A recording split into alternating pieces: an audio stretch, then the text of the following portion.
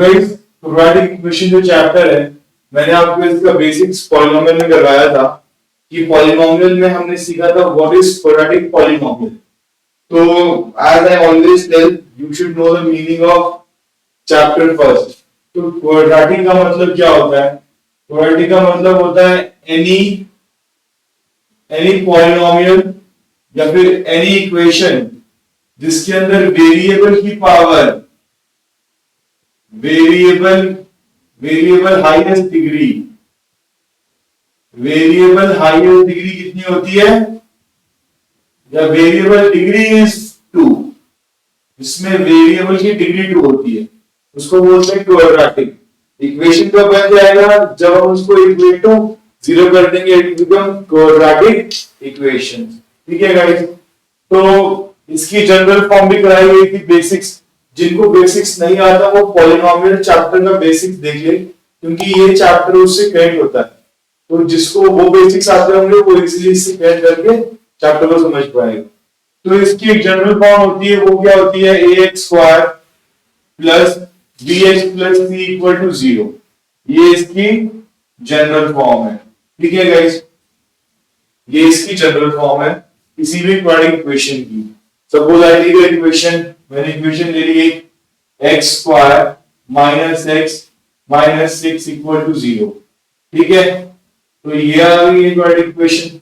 इसके अंदर डिग्री कितनी है? डिग्री क्या होती है? Highest power of variable. इसमें वेरिएबल की पावर कितनी है? 2। इसमें पावर कितनी है? 1। इसमें x है ही नहीं तो पावर इज 0। तो वेरिएबल की जो हाईएस्ट पावर होती है that is called degree of polynomial. तो गाइस ये क्वाड्रेटिक इक्वेशन है, इसको सॉल्व करने के 3 तरीके होते हैं। There are how many ways? There are 3 ways to solve this equation. Solve मतलब फाइंड वैल्यू ऑफ x या फिर जीरो निकालने के 3 तरीके होते हैं। पहला तरीका फैक्टराइजेशन मेथड। ठीक है, इसका एक और नाम है क्या? Splitting middle term.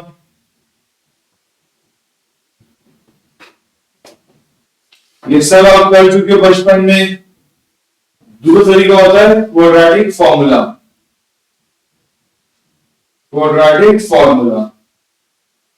ठीक है, और तीसरा होता है कंप्लीटिंग द स्क्वायर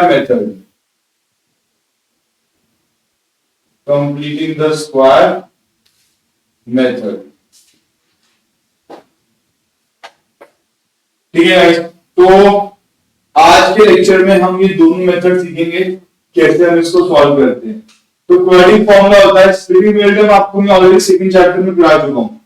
ठीक है, तो क्वाड्रेटिक फॉर्मूला होता है x equals to minus b plus minus under root b square minus 4ac upon 2a।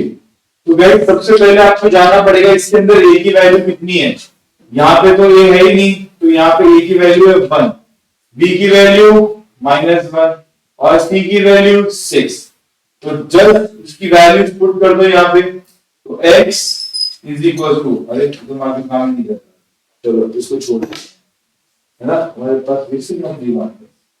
Anyways x equal to minus b की वैल्यू है -1। जब भी आप कोई वैल्यू पुट करो, always make sure you use brackets. That b is -1 का square minus 4, a की value 1 and c की value is -6 upon 2a, a की वैल्यू 1। जब मैंने इसको और सॉल्व किया तो मेरे पास आ गया x equals to 1 plus minus under root, -1 का स्क्वायर 1 ही होता है, माइनस माइनस प्लस 24, 6 4 जा 24 अपॉन 2। ठीक है गाइस, चलाता हूं इसको बाद में। अरे 11th क्लास के लिए 10th में तो इंपॉर्टेंट है भी नहीं, फिर भी हम कर लेंगे न्यूटन स्क्वायर मेथड अगर आपको नहीं आएगा तो, है ना। नेक्स्ट इज योर व्हाट, आपके पास x की वैल्यू आ गई 1 प्लस माइनस रूट 25 अपॉन में 2। तो यहाँ पे आप x की वैल्यू, ये प्लस माइनस का मतलब होता है एक बार आप x को प्लस ले लोगे, यहाँ पे एक बार माइनस ले लोगे। एक बार आ जाएगा 1 प्लस रूट 25 इज 5/2, एक बार आ जाएगा 1 माइनस 5/2, एक हो गया मेरा 6/2 दैट इज 3, x की वैल्यू 3 आ गई, और एक यहाँ पे -4/2 दैट इज 2, एक x की वैल्यू 2 आ गई। जैसे हम स्प्लिटिंग मेथड करेंगे तो वहां पर भी मेरी वैल्यू सेम आएगी, यहाँ पर भी सेम आएगी।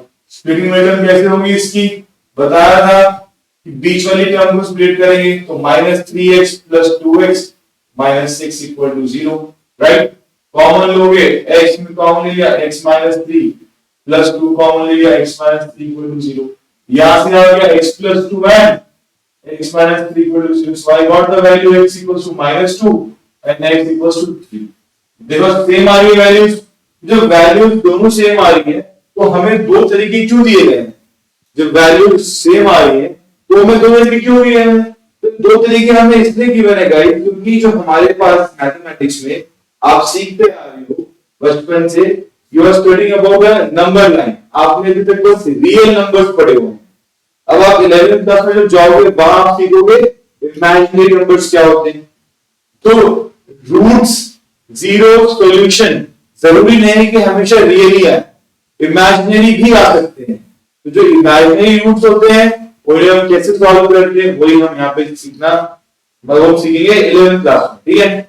इसीलिए इमेजिनरी रूट्स के लिए या फिर इररेशनल रूट्स के लिए हमें क्वाड्रेटिक फॉर्मूला यूज करना पड़ता है।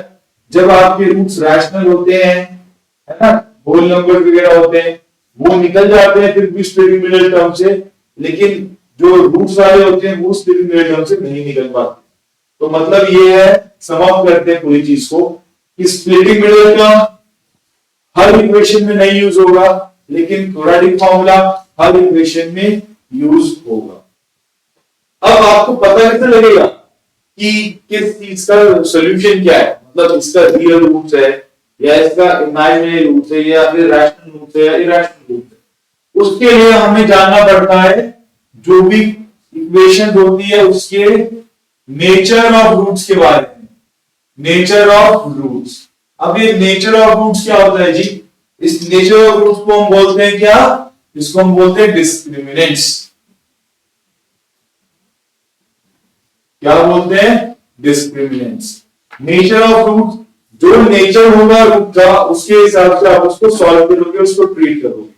तो nature of roots guys, we have to first find discriminant, उसके बाद हम उस इक्वेशन के नेचर के बारे में जान सकते हैं, रूट्स के बारे में। कैसे निकालते हैं? D, capital D is equals to B square minus 4ac, right. Capital D is equals to B square minus 4ac। अब जब आप ए बी सी की वैल्यू यहां पुट करोगे तो डी की तीन वैल्यूज पॉसिबली आ सकती हैं। डी की कितनी वैल्यू आ सकती है? पॉसिबली तीन वैल्यू आ सकती हैं। पहली when D is less than 0, दूसरी when D is equal to 0, तीसरी when D is greater than 0। या तो 0 से कम आएंगी, या 0 आएगी, या 0 से ज्यादा आएगी। जब वैल्यू 0 और 0 के इक्वल आएगी तो इन दोनों केस में हम बोलते हैं क्या? Real roots. क्या बोलते हैं? Real roots. जब हमारे पास b की वैल्यू 0 आती है और 0 से बड़ी आती है तो उन दोनों केस को हम क्या बोलते हैं? रियल रूट्स एग्जिस्ट करते हैं। जब b की वैल्यू लेस देन 0 आती है इसको हम बोलते हैं क्या? इसको हम बोलते हैं इसमें no solution. We call it no solution। no solution मतलब इसका सॉल्यूशन रियल एक्सेस पे नहीं है लेकिन इमेजिनरी एक्सेस पे है। और वो इमेजिनरी क्या होता है? वो होते हैं कॉम्प्लेक्स नंबर्स, वो हम सीखेंगे आगे जाके। बस यहां तक जानना है कि नो सॉल्यूशन। आपने क्या करना है? इक्वेशन में से ए बी सी की वैल्यू यहां पुट करनी है। अगर आपकी डी की वैल्यू 0 से कम आ गई आप बोल दोगे no solution, no real roots. आप बोलोगे क्या? Imaginary roots. इमेजिनरी रूट्स है, कोई रियल रूट्स नहीं है, ठीक है। जब d की वैल्यू इक्वल टू 0 आ जाएगी यहां पे आप क्या बोलोगे? यहां पे हम बोल देंगे जी इक्वल रूट्स। क्या बोल देंगे? Equal roots. इसके क्या है? इक्वल रूट्स हैं, ठीक है। इक्वल रूट्स मतलब x की दो वैल्यू आएंगी वो दोनों ही सेम आएंगी। किस टाइप का भाई? इस टाइप की इक्वेशन देख लो, x माइनस 2 का होल स्क्वायर। इसका मतलब क्या हुआ? x minus 2 into x minus 2।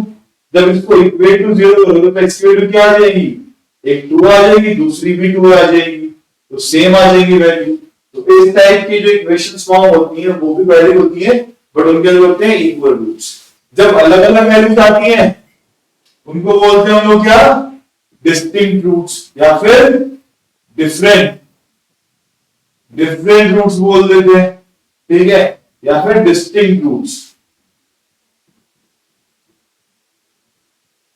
Distinct roots. Done guys, done sir. अब यहां पे इससे आगे हम जानते हैं कैसे हम इन इक्वेशंस का ग्राफ प्लॉट करते हैं, कैसे हम इक्वेशन का ग्राफ प्लॉट करते हैं। ग्राफ प्लॉट करना बहुत जरूरी है। अगर आपको ग्राफ आएगा इक्वेशंस का, तभी आप समझ पाओगे कि वो इक्वेशन, अब पेपर में क्या होता है ना गाइस, इनका ना ग्राफ दे देते हैं और बोल देते हैं कि बताओ ये कौन सी इक्वेशन का ग्राफ है, इसके रूट्स कैसे होंगे। तो जिस, पहली बात तो क्वाड्रेटिक इक्वेशन के रूट्स के ग्राफ कैसे होते हैं, अगर मैं बात करूं इसका ग्राफ कैसा बनेगा, इसका ग्राफ कैसा बनेगा, इसका ग्राफ कैसा बनेगा, इसका ग्राफ बनेगा एक पैराबोलिक ग्राफ। क्या बनेगा, एक parabolic graph, right guys, parabolic graph बनेगा। अब पैराबोलिक ग्राफ क्या होता है, किस शेप में होता है, वो इस तरीके का होता है, वो कभी भी एक्स एक्सिस को टच नहीं करेगा जब डी की वैल्यू 0 से कम आएगी, मतलब वो हवा में रहेगा, वाई एक्सिस को टच करेगा, कर्व बनाएगा, लेकिन it will never touch x axis. हमने पॉलिनोमियल चैप्टर में सीखा था कि एक इक्वेशन के रूट्स निकालने के दो तरीके हैं, पहला है एल्जेब्रिकल मेथड, दूसरा है ग्राफिकल मेथड। तो ग्राफिकल मेथड क्या बोलता है, अगर ग्राफ एक्स एक्सिस को जितनी बार टच करेगा उसके उतने जीरोस होंगे। तो क्या इसने एक्स एक्सिस को टच किया एक बार भी, एक बार भी नहीं किया, तो इसके जीरो तो है ही नहीं सर फिर तो। अरे नहीं सर, जीरो है, लेकिन रियल एक्सिस में नहीं है, इमेजिनरी एक्सिस में। समझ में आ रहा है क्या, इमेजिनरी क्या नहीं पता है, इमेजिनरी। देखो आपको जितना पता है, आपको क्या पता है बताओ मुझे, इस दुनिया में कितनी गैलेक्सीज है, लाखों करोड़ों, देखिए आपने, आपने एक गैलेक्सी पूरी देखी, तो वो सब एक इमेजिनेशन है, राइट। अब आपको बस 3-4 ग्रहों का पता है कि भाई यहाँ पे अर्थ है, मार्स है, मून भी है, मून तो क्या वो तो आपका प्लैनेट है ना, तो आपको इन सब चीजों का पता है, उससे आगे नहीं पता ना, उससे आगे नहीं पता, तो वही एक इमेजिनरी वर्ल्ड है, इमेजिनरी एक्सेस है। जितना हमें मालूम होता है हम उसको बोलते हैं रियल में, और जो बियॉन्ड दैट है दैट इज कॉल्ड इमेजिनरी। कहीं पे वो है वैल्यूज, लेकिन कहां पे वो इमेजिनरी एक्सेस में, ठीक है।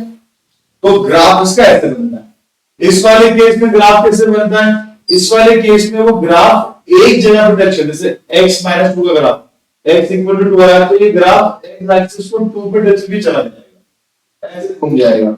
या तो ये ग्राफ एक ही बार, it will only touch x axis only once, ठीक है। और इसमें ग्राफ क्या करता है, x एक्सिस को 2 बार कट करके जाता है, ठीक है। तो ये जो ग्राफ है, ये ग्राफ है when d is less than 0 के, it will never touch x axis। लिख दो यहाँ पे, it will never touch x axis, ठीक है। It will touch x axis at one point, ठीक है, touch x axis at one point, and it will touch x axis at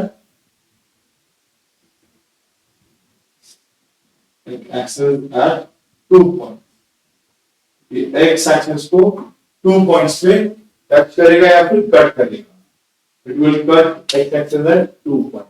done, तो समझ में आया गाइस। तो ये था बेसिक्स हमारा, नेचर ऑफ रूट्स के ऊपर क्वेश्चन पक्का पूछा जाता है, ठीक है।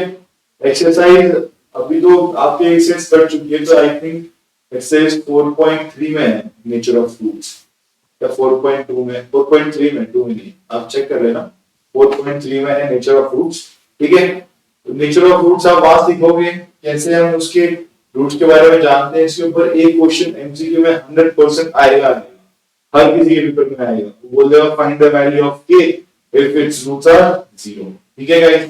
तो ये बेसिक था हमारा, आप इसका स्क्रीनशॉट ले सकते हो। ठीक है, तो अब हम लोग नेक्स्ट वीडियो में मिलेंगे, नेक्स्ट चैप्टर करेंगे, दैट इज हम लोग जो हमारा नेक्स्ट टॉपिक रहेगा वो रहेगा अरिथमेटिक प्रोग्रेशन वाला।